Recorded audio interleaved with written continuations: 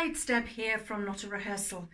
And when I'm working with survivors of domestic abuse, one of the things that keeps coming up is fear. And it's fear that invariably keeps people stuck in that abusive relationship.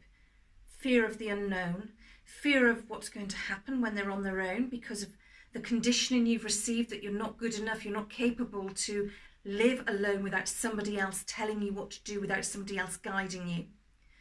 One of the other fears is, how am I going to manage financially? And I get that. When I left my abusive marriage, I was also personally bankrupt and unemployed.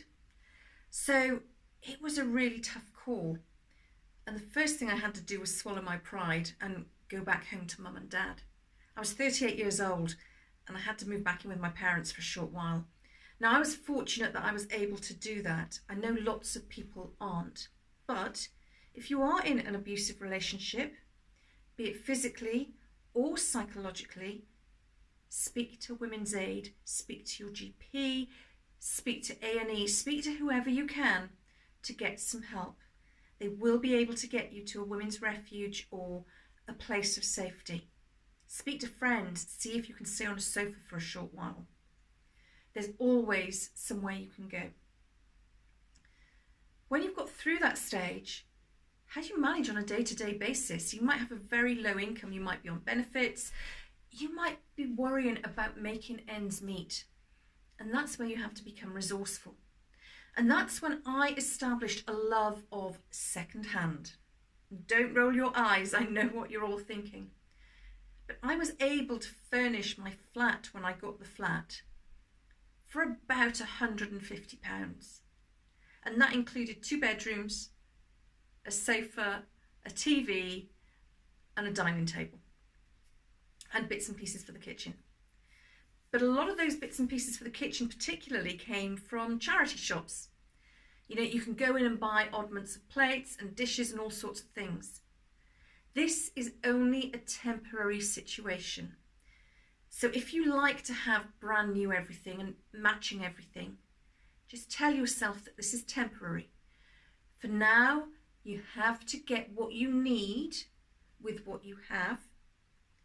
When you're in a position where you have more income, then you can go out and get the stuff you really, really want. And I do a lot of work with individuals about defining wants versus needs. Because in all of our everyday lives, we have lots of wants and lots of needs. But the needs are the priorities that we need to pay.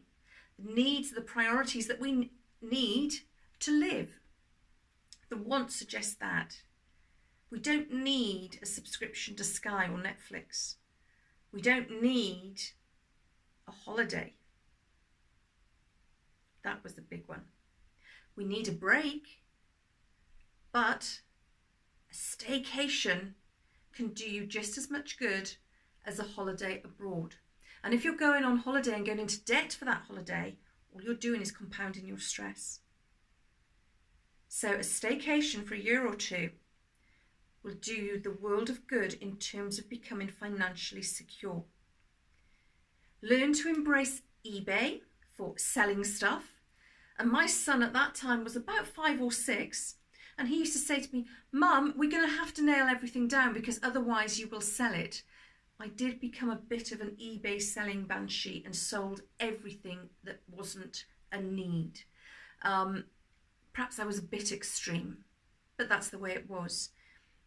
I became a fan of things like FreeCycle and Facebook Marketplace and the charity shops and the free ads and all those sorts of places where you could buy, sell, swap, whatever it was.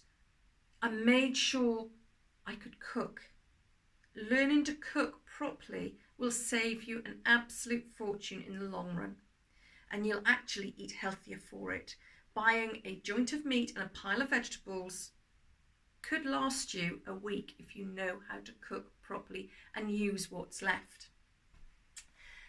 When it comes to clothes, charity shops, I used to dye my own hair.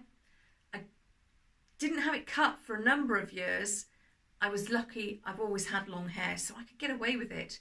But it was those little shortcuts which saved quite a lot of money in a very short space of time that enabled me to become more financially secure.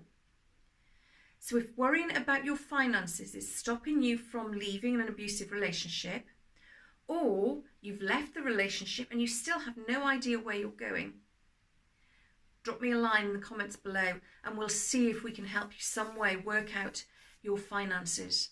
I will be developing some free products that I'd be putting on my website, so if you opt in, you'll be able to be the first to know when those products are available, because I know how vitally important it is to be able to manage the finances. Great talking to you. I hope to speak to you soon.